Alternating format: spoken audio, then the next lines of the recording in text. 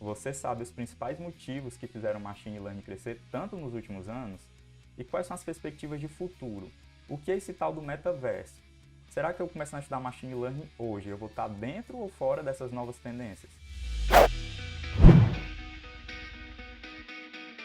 Olá, aqui é o Carlos e nesse vídeo eu vou te mostrar os 3 principais motivos que fizeram o Machine Learning crescer tanto nos últimos anos e também nós vamos conversar um pouco sobre as perspectivas de futuro para essa área e principalmente aplicações que podem mudar muito a nossa vida, como essa parte de carros autônomos, a comunicação do 5G e também o metaverso do Facebook.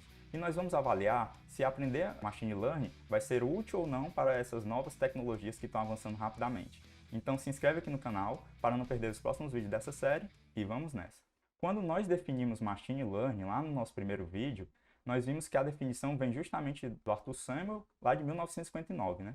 Então, ali no final dos anos 50 e nos anos 60 já eram estudados os algoritmos de Machine Learning, porém eles ainda não eram tão populares como é hoje, né? Então nós vamos ver por quais motivos, ou seja, os principais motivos que fizeram com que Machine Learning, né, crescesse tanto. Ou seja, por que algo que foi inventado tão antigamente, que vem estudado há tanto tempo, só está sendo relevante agora, né? E por que só agora? Essa é a pergunta que nós vamos responder. O primeiro motivo é justamente pelo aumento no volume de dados coletados e armazenados. Então eu peguei aqui para vocês um gráfico justamente do Statista, que ele mostra justamente a quantidade de dados armazenados e coletados na internet do ano de 2010 até uma previsão justamente até o ano de 2025, né? Então aqui vocês podem avaliar, esses dados estão em zettabytes, que a partir do ano de 2010 até ali mais ou menos o ano de 2018, a gente teve um crescimento um pouco linear, só que à medida que a gente vai vendo justamente esse avanço, vocês vão vendo justamente uma curva exponencial, né? Então esses dados eles estão sendo coletados e armazenados cada vez uma quantidade muito grande, né? E é justamente esse é um dos principais motivos que estão fazendo esses algoritmos funcionarem tão bem atualmente, né? Porque esses algoritmos realmente, como nós vimos até nos vídeos anteriores, eles necessitam de dados para poder funcionar, certo? Então o importante aqui é a gente analisar justamente que essa curva, né? A previsão é que essa curva ela realmente tem um crescimento exponencial e justamente esses dados eles cresçam cada vez mais, né? Então seguindo nessa mesma linha, esse aumento ele tem sido causado principalmente, né, com o avanço dos dispositivos móveis, por exemplo. Hoje a gente usa o smartphone para fazer praticamente tudo e sempre que a gente está ali acessando um aplicativo, a gente está gerando dados, né? Então, todo aplicativo que a gente acessa hoje, ele está coletando os nossos dados de comportamento, até os nossos dados de perfil, e ele está utilizando aqueles dados para gerar novos produtos, né? Então, o smartphone com certeza foi um dos principais dispositivos que fizeram esse enorme aumento na quantidade de dados, né? Que é um dos principais, que é o principal motivo, né, do sucesso dos algoritmos de machine learning nos últimos anos. E também nós podemos avaliar nessa perspectiva, né, o avanço do Internet of Things, né, Internet das Coisas. O que é a Internet das Coisas? É justamente a conexão entre dispositivos diferentes, né? Então imagine ali que agora a gente já tem a geladeira, né, tendo comunicação com a internet, o relógio tendo comunicação com a internet, a própria lâmpada tendo comunicação com a internet, né? Então, todos esses dispositivos, eles estão gerando os dados, né? Então, sempre que eles estão fazendo comunicação com o aplicativo, com o servidor web, eles estão gerando os dados de comportamento, de uso, até mesmo os dados que estão sendo coletados a partir de sensores, e justamente esse avanço, né, da internet das coisas, dos dispositivos móveis conectados, tem feito esse acréscimo de dados ser bastante expressivo, né? Então, essa com certeza é um dos motivos, né? Então, por exemplo, se vocês olharem aqui, no meu cenário, eu tenho uma lâmpada ali, certo? Uma lâmpada azul. E se hoje eu posso conectar aqui no meu aplicativo e vocês vão ver que ali eu posso mudar a cor dela, né? Então, de acordo com... Eu posso vir aqui no meu aplicativo, ó. Então, perceba que utilizando conexão pela internet, eu posso facilmente mudar a cor da minha lâmpada, isso de maneira muito fácil e muito rápida, né? E esse aplicativo, ele é posto para mim como sendo um produto gratuito, né? Eu compro ali a lâmpada e tenho acesso ao aplicativo de maneira gratuita e é um aplicativo que ele é atualizado, né? E eu não pago por isso. E por que eles fornecem esse serviço, né? Eles não querem só vender o produto, eles estão coletando ali dados de comportamentos que podem ser usados no futuro para prover novos serviços e quem sabe até um serviço de assinatura, né? Então, talvez no futuro, a empresa que fornecer essa lâmpada, ela forneça uma versão Pro do aplicativo que tenha novas funcionalidades, né? E que essas funcionalidades dependam justamente desse comportamento, vão ser construídas a partir desse comportamento do coletivo, né? Então, de toda essa massa de pessoas que compraram a lâmpada, eles vão coletando os dados, vão utilizar machine learning para criar novos produtos e, posteriormente, fornecer um novo serviço, certo? Então, realmente, hoje em dia você não tem um produto de graça, né? Porque justamente quando o produto é grátis, é porque eles estão coletando seus dados para gerar novos produtos e até fornecer outros serviços meio em paralelo, né? Então isso já é bem dispendido hoje na internet, certo? Então outro exemplo também, né, o relógio. É uma coisa que eu gosto muito de fazer no meu tempo livre, no final de semana, é fazer natação em águas abertas. E hoje a gente já utiliza um relógio, né, que ele marca justamente a quantidade de quilômetros que a gente nada ali no mar. Então, quando a gente consegue fazer uma nova rota, a gente justamente consegue marcar a quantidade de quilômetros que a gente está acostumado a fazer, ou quando a gente quer fazer uma quantidade a mais, a gente consegue medir com precisão, justamente utilizando esses relógios digitais, né? E isso é só uma das aplicações. A gente utiliza também esses relógios que conseguem até, inclusive, detectar quando acontece algum problema com a pessoa, né? Geralmente pessoas idosas. Se ela sofreu uma queda, o relógio já consegue detectar que ela sofreu uma queda. Ele faz todo o teu acompanhamento do sono, né? Os teus batimentos cardíacos. Então percebo que esses dispositivos conectados à internet, né? Eles estão sempre coletando dados e esse com certeza é dos principais motivos que tem feito esse crescimento exponencial nos dados, né? Inclusive, ultimamente, né? Percebam que esse gráfico aqui, eu vou voltar, ele foi feito até 2017, né? Esse foi o gráfico mais atual que eu achei, e ele não está considerando o que aconteceu ultimamente, né, nesses últimos anos, que fez com que as pessoas estivessem cada vez mais nos computadores trabalhando de casa, certo? Então, esse gráfico ele até pode estar um pouco desatualizado, porque justamente acredito que a gente tenha tido um crescimento muito maior do que o previsto, justamente por conta dos últimos acontecimentos, beleza? Então, esse é o principal motivo que eu queria mostrar para vocês, mas não é o único, certo? Então, vamos ver agora até sobre uma nova perspectiva, né? Eu imaginei aqui, certo, a gente sabe que esses dados estão sendo coletados a partir da internet, mas como é que a gente pode avaliar se realmente a gente tem mais dados ali armazenados, certo? Porque essas tecnologias estão sempre evoluindo, né? Então eu peguei e analisei um pouco das ações da Seagate, né? A Seagate, quem não sabe, é uma empresa que hoje fabrica HDs, e nós temos várias empresas que fabricam HDs, como Samsung, Toshiba, Seagate. Porém, o interessante da Seagate é que ela é focada justamente nesses produtos de armazenamento, né, de HDs. E aí eu analisei as ações dela justamente ali do período de 2003 até 2021 para a gente justamente analisar, né, que independente se os seus dados estão armazenados na nuvem ou no seu computador, eles estão armazenados ali num dispositivo, né, que é um HD ou um SSD, certo? Mas hoje em dia, quando a gente fala de armazenamento de grande quantidade de dados, a gente ainda utiliza muito o HD, ok? Então, vocês percebem justamente que ali, nesse período, né, de 2003 a 2021, a gente teve um crescimento, né, das ações da Seagate justamente de próximo de 1000%, né, de 950%, que justamente isso reflete um pouco da perspectiva de mercado para o futuro, né? Então o mercado realmente acha que a quantidade de HDs vão continuar sendo vendidas de maneira muito grande, justamente para armazenar esses dados, né? E como eu até falei anteriormente, independente se eles estão na nuvem ou no seu PC, eles vão ser armazenados nesses dispositivos. Então essa também é outra perspectiva que eu queria mostrar para vocês, que a gente pode estar avaliando, né? Como esse cenário ele está crescendo, beleza? Então, o próximo motivo também que contribuir para esse crescimento, com certeza, é o aumento no poder computacional das máquinas, né? Então, antigamente, a gente não tinha máquina suficiente, processamento suficiente para executar esses algoritmos, principalmente quando a gente fala de Deep Learning, né? O que seria o Deep Learning, como a gente conversou na primeira aula? São justamente aquelas redes neurais profundas que demandam você aprender uma grande quantidade de parâmetros, que demandam um poder computacional muito grande, uma quantidade de dados muito grande, certo? Então, percebo que esses dispositivos, eles têm crescido o processamento deles, principalmente quando a gente fala de processamento, né, para machine learning, a gente está falando de placas de vídeo, né, de GPUs, eles têm crescido muito, né? Então, eu percebo esse gráfico aqui foi o gráfico mais atualizado que eu encontrei, que ele é da própria NVIDIA, certo? E ele mostra ali justamente a comparação de processamento em gigaflops. Em azul a gente tem as GPUs da NVIDIA e em preto a gente tem justamente as CPUs, né? Que ali utiliza a arquitetura x86, que é justamente pode ser CPUs tanto Intel como AMD, certo? Então perceba que ali até 2017, né, a gente tem esse descolamento de que realmente a quantidade de processamento de GPUs é muito maior em questão de GFLOPS, né, que é uma medida que a gente usa para avaliar processamento de hardware, em relação à CPU. Então, e percebam justamente que a gente tem aquele mesmo comportamento de crescimento exponencial, né? Então, a partir das perspectivas de crescimento, a gente também já tem um crescimento exponencial e percebe que esse crescimento aconteceu justamente nos últimos 5 anos, né? Então, a gente tem uma grande quantidade de aumento de dados e a gente também tem um aumento justamente nessas máquinas, né? A gente consegue processar muito mais dados de maneira muito mais fácil e também de maneira mais barata, né? Quando a gente tem um aumento nesse processamento, geralmente os produtos anteriores eles ficam mais baratos e a gente tem acesso a produtos mais novos que ali a gente pode utilizar para estar fazendo tanto esse processamento em cloud também como nas nossas máquinas, certo?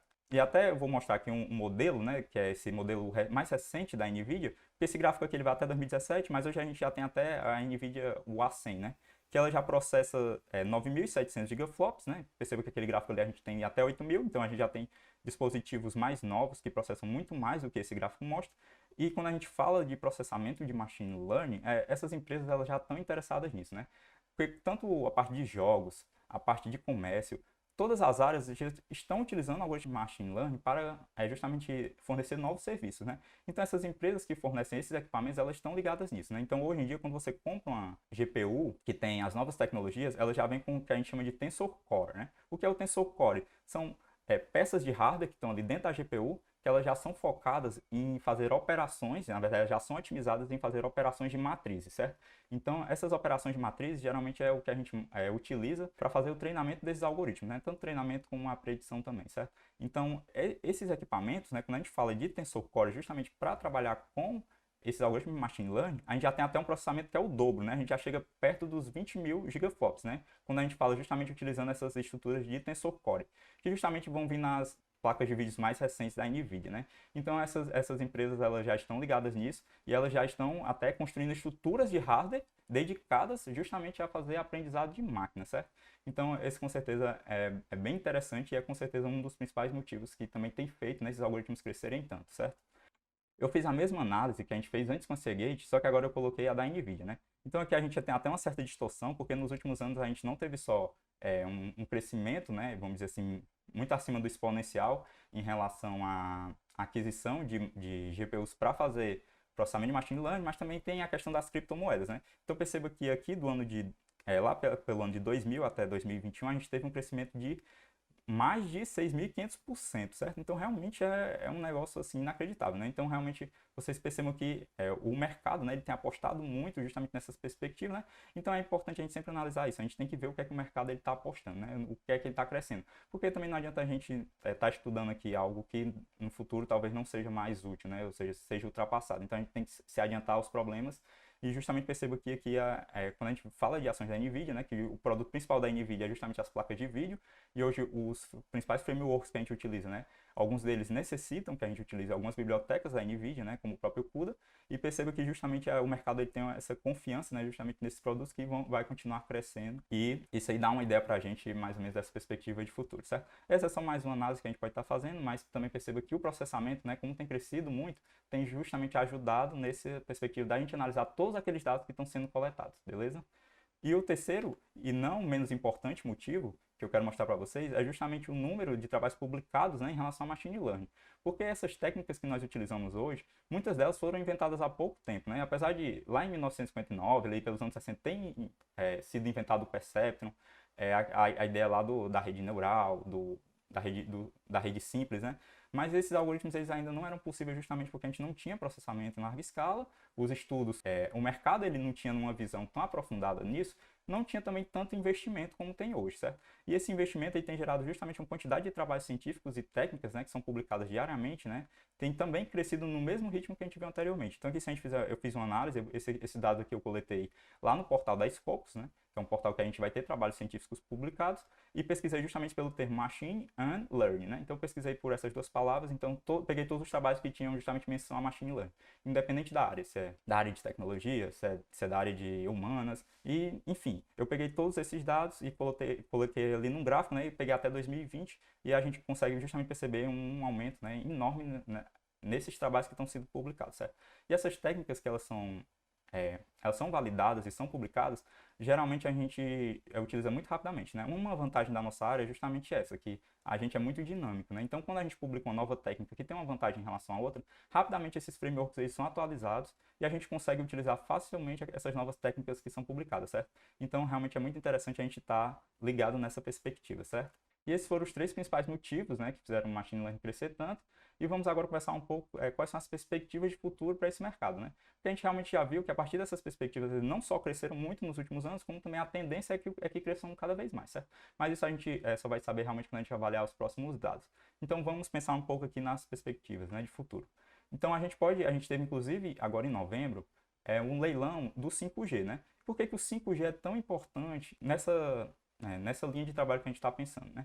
Porque justamente o 5G ele vai permitir novas aplicações justamente porque a gente vai ter uma banda larga maior de comunicação, a gente vai ter uma latência menor, e isso vai permitir que sejam criadas novas aplicações e justamente todas essas aplicações vão ser justamente a partir de comunicação, né? Então a gente vai ter uma quantidade de coleta de dados cada vez maior, justamente com o avanço dessas novas tecnologias, certo? Então, com certeza, o 5G vai ser muito importante e o Brasil justamente tem avançado, né, nesse sentido, A gente tem estudos, né, no Brasil relativos ao 5G, já de alguns anos atrás, estudos científicos de alta relevância, certo? E a gente também já tem, agora em novembro, né, teve o leilão das linhas, das bandas do 5G, e a tendência é que no próximo ano a gente já comece a ter acesso a essa tecnologia, e realmente isso vai permitir justamente que, como a gente vai ter uma comunicação mais eficiente, novas aplicações surjam, e aí todas essas aplicações elas vão comunicar a partir de dados, né? E são justamente esses dados que nós vamos poder utilizar para construir os nossos algoritmos de machine learning, né? Então, hoje até quando a empresa ela vai criar uma nova solução, ela já pensa como ela vai coletar aqueles dados para justamente serem usados no futuro, né? Muitas vezes ela nem sabe o que vai fazer com aqueles dados, certo? Mas ela já pensa que ela vai precisar daqueles dados, que aqueles dados vão ser importantes, né, para ser utilizados no futuro. Então, com certeza, o 5G ele vai ser um grande facilitador dessas novas aplicações e vai, com certeza, aumentar a demanda, né, de como a gente vai ter novos dados para processar em novas aplicações, com certeza a demanda por um engenheiro de machine learning, um cientista de dados que utiliza machine learning, vai ser muito grande, certo? E na outra aplicação que também vai nessa linha é justamente a parte de carros autônomos, né? A gente sabe que hoje você dirigir é um trabalho meio que repetitivo, né? Assim, se você quando você aprende, você percebe alguns padrões, né? E aqueles padrões vão ser seguidos, né? Se você tem que virar à direita, você põe a seta para a direita. Se o carro da frente vai parando, você para. Então, a tendência é que todos esses trabalhos repetitivos, né, eles sejam extintos, né? E justamente a linha do carros autônomos já tem avançado com grande velocidade, né? Principalmente pela empresa da Tesla, né? A gente já tem carros que conseguem dirigir automaticamente. Hoje eles ainda necessitam que a pessoa esteja com a mão no volante, né? Mas com certeza você já deve até ter visto um vídeo, né, da pessoa dirigindo ali um carro da Tesla de maneira automática e ela dormindo, né? Isso aí até gera certas controvérsias, né? Mas é inevitável que os carros autônomos eles vão ser cada vez mais presentes na nossa vida e justamente esses carros eles têm justamente esse grande processamento de dados e utilizam muito machine learning, né? Porque você está ali monitorando todos os aspectos do carro, certo?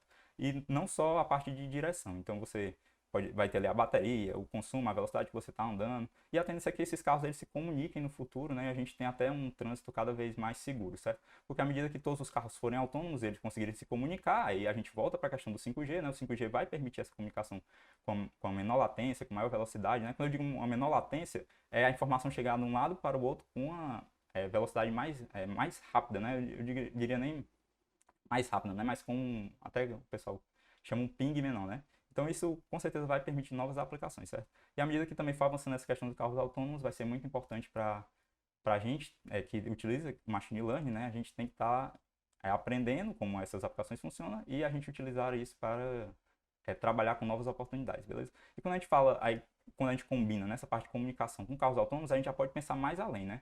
Hoje a gente já tem aplicações, né, de aéreas, né, que utilizam justamente machine learning a partir de drones, né? Então, hoje esses drones eles são equipados com câmeras, né, com altas resoluções e a partir dali do processamento de imagem, utilizando principalmente deep learning, a gente já consegue analisar diferentes objetos, e isso tem aplicações infinitas, certo? E quando a gente pensa até no futuro dos carros autônomos, né, que seriam os carros aéreos, a gente não consegue nem pensar em carros aéreos sem algoritmo, certo? Porque hoje em dia já é difícil a gente ver o pessoal dirigindo corretamente, né? No carro ali que tá colado na pista, né? Que só vai para um lado para o outro, dá uma ré, vai para frente.